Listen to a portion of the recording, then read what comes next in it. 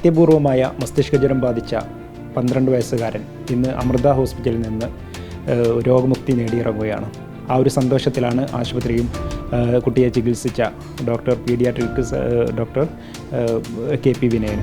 അദ്ദേഹത്തോട് നമുക്ക് ഈ കാര്യങ്ങളെക്കുറിച്ച് ചോദിക്കാം. ഡോക്ടർ, ആദ്യം തന്നെ കൺഗ്രാറ്റ്സ്. കാരണം ഒരു വലിയ സന്തോഷത്തിലാണ് എന്നറിയാം. കാരണം അത്യപൂർവമായ രോഗമാണ്. ഈ രോഗത്തിൻ്റെ ഒരു തുടക്കവും അല്ലെങ്കിൽ അതിൻ്റെ ഒരു ചികിത്സാ രീതിയുമൊക്കെ എങ്ങനെയായിരുന്നു? ഈ 12 വയസ്സുകാരൻ ജൂൺ 1 പനിയും മസ്തിഷ്ക ജ്വരത്തിൻ്റെ ലക്ഷണങ്ങളായിട്ടുള്ള ബോധക്ഷയം, കാലുകളുടെ ബലക്കുറവ്, ഫിറ്റ്സ് എന്നുള്ള രീതിയിൽ തൃശ്ശൂരിലെ ഗുരുവായൂരിനടുത്താണ് അവരുടെ വീട്. അവിടെ ആദ്യം PSC പോയി. അത് കഴിഞ്ഞിട്ട് തൃശ്ശൂരിൽ തന്നെ ഒരു മെഡിക്കൽ കോളേജിൽ അവർ അഡ്മിറ്റായി, സ്വകാര്യ മെഡിക്കൽ കോളേജിൽ അഡ്മിറ്റായി. അവിടെ വെച്ച് കൂടുതൽ കാര്യങ്ങൾ മോശമായപ്പോൾ ICUലായിരുന്നു അപ്പോഴും. അവിടുന്ന് പിന്നെ അവർ തൃശ്ശൂർ മെഡിക്കൽ കോളേജിലേക്ക്, ഗവൺമെൻറ് മെഡിക്കൽ കോളേജിലേക്ക് മാറി.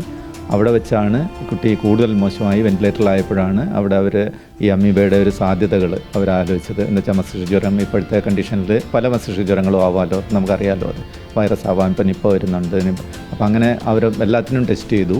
അപ്പോൾ അതിൽ അമീബയുടെ ലക്ഷണങ്ങൾ കണ്ടപ്പോഴാണ് അവർക്ക് അതിനുള്ള ട്രീറ്റ്മെൻറ്റ് തുടങ്ങിയായിരുന്നു ഉണ്ടായത്. അപ്പോൾ അവിടെ വെച്ചിട്ടാണ് ഇങ്ങോട്ട് കുട്ടിയെ ട്രാൻസ്ഫർ ചെയ്ത് ഒരു 20 ദിവസത്തിന് ശേഷമാണ് അസുഖം തുടങ്ങി. 20 ദിവസങ്ങൾക്ക് ശേഷമാണ് ഇങ്ങോട്ട് മാറ്റിയത്.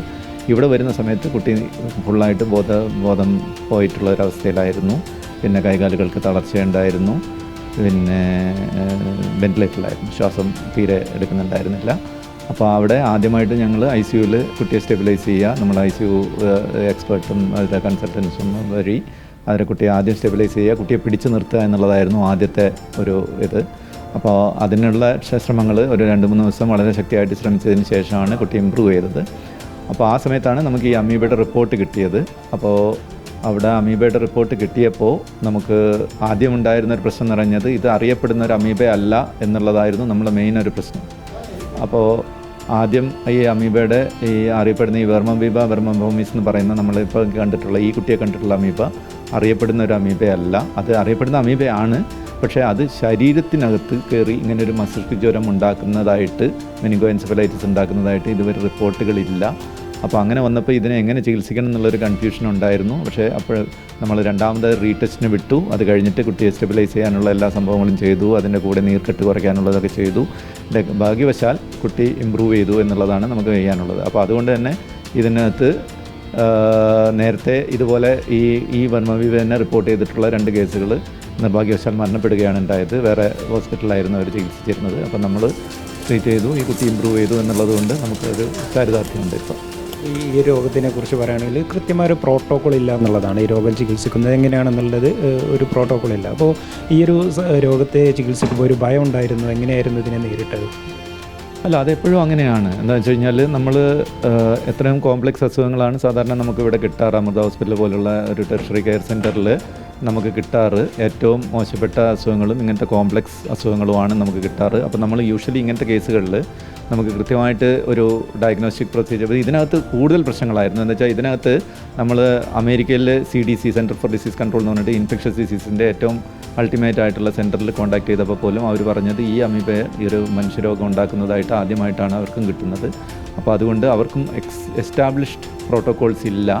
അപ്പോൾ കുട്ടി ക്ലിനിക്കൽ ജഡ്ജ്മെൻ്റ് അനുസരിച്ച്, അതായത് ട്രീറ്റിംഗ് ഫിസിഷ്യൻ്റെ അവരുടെ എക്സ്പീരിയൻസും അത് കണ്ടിട്ടുള്ള ലക്ഷണങ്ങളും വെച്ചിട്ട് കൂടുതലും ഈ അസുഖത്തിനെ ചികിത്സിക്കാതെ മൊത്തം ലക്ഷണങ്ങളെ ചികിത്സിച്ചിട്ട് നോക്കുക എന്നുള്ളൊരു അപ്രോച്ചാണ് നമ്മൾ എടുത്തത്. അത് എന്താണെന്ന് വെച്ച് കഴിഞ്ഞാൽ അതിനുള്ള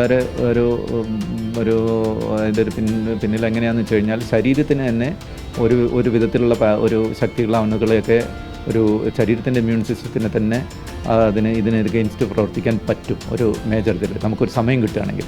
അങ്ങനെയാണല്ലോ നമ്മൾ ഈ വൈറൽ ഫീവറൊക്കെ മാറിപ്പോകുന്നത്. അപ്പോൾ അതുപോലെ അതിൻ്റെ ഒരു ശക്തിയായ രൂപത്തിൽ നമ്മൾ അത് സപ്പോർട്ട് ചെയ്ത് പിടിച്ചു കഴിഞ്ഞാൽ ഇമ്പ്രൂവ് ചെയ്യാനുള്ളൊരു സാധ്യതയുണ്ട്. അതിനുള്ളൊരു കുട്ടി അതുപോലെ പ്രതികരിക്കുന്നുണ്ടായിരുന്നു ശരീരം. അതുകൊണ്ടാണ് കുട്ടി മോശമാവുകയാണെങ്കിൽ കൂടുതൽ ശക്തിയേറിയ ട്രീറ്റ്മെൻറ്റിലേക്ക് പോകാം. അല്ലെങ്കിൽ നമുക്ക് ഇത്തരം ഒരു ട്രീറ്റ്മെൻറ്റിലൂടെ ചിലപ്പം കുട്ടിയെ നമുക്ക് രക്ഷപ്പെടുത്തിയെടുക്കാൻ പറ്റിയിരിക്കും. അത് മാത്രമല്ല, ചിലപ്പം ഇങ്ങനെയുള്ള ചില കേസുകളിൽ നമ്മൾ ഒന്നിച്ച് ഈ അമീബയെ അതിനെ കൊല്ലുകയാണെങ്കിൽ ഒരു വലിയ നീർക്കെട്ടും ഒരു ബ്രെയിനിൻ്റെ പ്രവർത്തനം നിശേഷം നിലയ്ക്കുന്ന മസ്തിഷ്ക മരണം പോലുള്ള ഒരു സിറ്റുവേഷനിലേക്ക് പോകാനുള്ളൊരു സാധ്യത ഉണ്ടെന്ന് വെച്ച് കഴിഞ്ഞാൽ അതും വെൽ റിപ്പോർട്ടഡ് ആണ്. ഇത് ഈ അമീബയിലല്ല, വേറെ പല അസുഖങ്ങളിലും. അപ്പോൾ അതുകൊണ്ട് എല്ലാം കൂടി വെച്ച് ഞങ്ങൾ ഒരു മൾട്ടി ഡിസിപ്ലിനറി മീറ്റിംഗ് കൂടി ഗവൺമെൻറ്റിനെ അറിയിച്ചു. പ്രോട്ടോകോൾസ് ഉണ്ടോ എന്ന് ചോദിച്ചിട്ട് നമ്മൾ ഗവൺമെൻറ്റിനെ അറിയിച്ചു. അത് കഴിഞ്ഞ് നമ്മൾ എല്ലാവരും കൂടി ഈ ICU എക്സ്പേർട്ട്, ഇൻഫെക്ഷ്യസ് ഡിസീസിൻ്റെ സ്പെഷ്യലിസ്റ്റ്, പിന്നെ പീഡിയാട്രിക് ന്യൂറോളജി നമ്മളുടെ സ്പെഷ്യൽ, പിന്നെ മൈക്രോബയോളജി എക്സ്പേർട്ട് നമ്മൾ ലാബിനെ കോൺടാക്ട് ചെയ്തു. അപ്പോൾ അവരും പറഞ്ഞത് കുട്ടിയുടെ ക്ലിനിക്കൽ സയൻസിനെ ട്രീറ്റ് ചെയ്തിട്ട് നമുക്ക് ട്രീറ്റ് ചെയ്ത് നോക്കാം, കുട്ടിയുടെ ഇമ്പ്രൂവ്മെൻറ്റ് വരുന്നതിനനുസരിച്ചിട്ട്, അല്ലെങ്കിൽ അതിൻ്റെ ക്ലിനിക്കൽ കോഴ്സ് എന്ന് ഞങ്ങൾ പറയും, ആ ക്ലിനിക്കൽ കോഴ്സിനനുസരിച്ച് ചികിത്സിക്കുക എന്ന് പറയും. നമുക്ക് കൃത്യമായിട്ട് എസ്റ്റാബ്ലിഷ് ഗൈഡ് ലൈൻസ് ഇല്ലെങ്കിൽ പിന്നെ ഞങ്ങൾ ചെയ്യുന്നത് ഒരു എക്സ്പെർട്ടീസ് വെച്ചിട്ട് ക്ലിനിക്കൽ എക്സ്പീരിയൻസ് വെച്ച് ചികിത്സിക്കുക എന്നുള്ളതാണ്. അത്തരം ഒരു അപ്രോച്ചാണ് എടുത്തത്. ഭാഗ്യവശാൽ ഇതുവരെ നല്ലതായിരുന്നു. ഇനിയും അങ്ങോട്ട് കുറച്ചും കൂടി ഇമ്പ്രൂവ് ചെയ്യാനുണ്ട്. കുട്ടി നടന്നാണ് വീട്ടിൽ പോകുന്നത്. ഇനിയും കുറച്ചും കൂടി കഴിഞ്ഞ് കഴിഞ്ഞാൽ നമുക്ക് ഇതെന്ന് വെച്ചാൽ ഇതൊരു നോവൽ പാത്തജൻ, അതായത് ഇതുവരെ റിപ്പോർട്ട് ചെയ്യാത്ത ഒരു അസുഖവും ഇതുവരെ റിപ്പോർട്ട് ചെയ്യാത്ത ഒരു ക്ലിനിക്കൽ പ്രസൻറ്റേഷനും ആയതുകൊണ്ട് തന്നെ നമുക്ക് പൂർണ്ണമായി പറയാൻ പറ്റില്ല. പക്ഷേ ഇതിനകത്തൊരു ഹോപ്പുണ്ട്. ഇത് നമുക്ക് ട്രീറ്റ് ചെയ്ത് മാറ്റാവുന്ന ഇത്തരം ബർമവിഭ, അതായത് എനിക്ക് തരാനുള്ള ഒരു മെസ്സേജ് എന്ന് പറയുന്നത്, എല്ലാ അമീബിക് മസ്തിഷ്ക ജ്വരങ്ങളും ഒരുപോലെ മാരകമാവണമെന്നില്ല. നമുക്ക് ഇവിടെ ഇപ്പം കാലിക്കറ്റിലെ ഇപ്പം ഇമ്പ്രൂവ് ചെയ്ത കുട്ടിക്ക് ഫസ്റ്റ് ഡേ തന്നെ ട്രീറ്റ്മെൻറ്റ് ചെയ്തിട്ടാണ് അത് ഇമ്പ്രൂവ് ചെയ്തത്. എന്താ വെച്ചാൽ നെക്ലേറിയ അത്ര മോശം അസുഖമാണ്. പക്ഷേ ഇവിടെ നമ്മൾ ഈ ട്രീറ്റ്മെൻറ്റ് നമുക്കിവിടെ കിട്ടിയത് 20 ദിവസം കഴിഞ്ഞിട്ടാണ്. അപ്പോൾ ഈ 20 ദിവസം കഴിഞ്ഞിട്ടും നമുക്ക് ഇമ്പ്രൂവ് ചെയ്യിക്കാൻ പറ്റുന്നുണ്ടെങ്കിൽ, ചില അമീബകൾ ബ്രെയിനകത്ത് കയറിയാൽ തന്നെ നമ്മൾ നല്ല രീതിയിൽ അതിനെ സപ്പോർട്ട് ചെയ്ത് പിടിക്കുകയാണെങ്കിൽ, അത് അമീബ വന്നു, എൻ്റെ ഒരു മെസ്സേജ് ഇത്രയേ ഉള്ളൂ. അമീബ വന്നു, അത് ഏത് അമീബയാണെന്ന് ഐഡൻറ്റിഫൈ ചെയ്യുക. അത് ഏത് അമീബയാണ്, മസ്തിഷ്ക ജ്വരം വന്നു കഴിഞ്ഞാൽ ഏതാണ് കാരണം എന്ന് കണ്ടുപിടിക്കുക. അത് അമീബയാണെങ്കിൽ ഏത് തരം അമീബയാണെന്ന് കണ്ടുപിടിക്കുക. അതിനനുസരിച്ചിട്ട് ചികിത്സകൾ പ്ലാൻ ചെയ്ത് കഴിഞ്ഞാൽ കുട്ടികളെ രക്ഷപ്പെടുത്തിയെടുക്കാൻ ചിലപ്പോൾ കഴിഞ്ഞേക്കും എന്നുള്ളതാണ് ഈ മുഹമ്മദ് അജ്സലിൻ്റെ കേസിലൂടെ നമുക്ക് പറയാൻ പറ്റുന്നത്. ഈ ഒരു ചികിത്സ വിജയകരമായിട്ട് പൂർത്തീകരിക്കാൻ സാധിച്ചു എന്നുള്ളതാണ് പ്രധാനപ്പെട്ടുള്ളൊരു കാര്യം. അപ്പോൾ ഇനിയിപ്പോൾ റിപ്പോർട്ടുകൾ നമ്മൾ ആർക്കെങ്കിലും സമർപ്പിക്കുന്നുണ്ടോ, സർക്കാരിനാണെങ്കിലും അതുപോലെ ഈ ഒരു ചികിത്സൻ്റെ ഒരു കാര്യങ്ങൾ സൂചിപ്പിച്ചുകൊണ്ട് അങ്ങനെ റിപ്പോർട്ടുകൾ കൊടുക്കുന്നുണ്ടോ?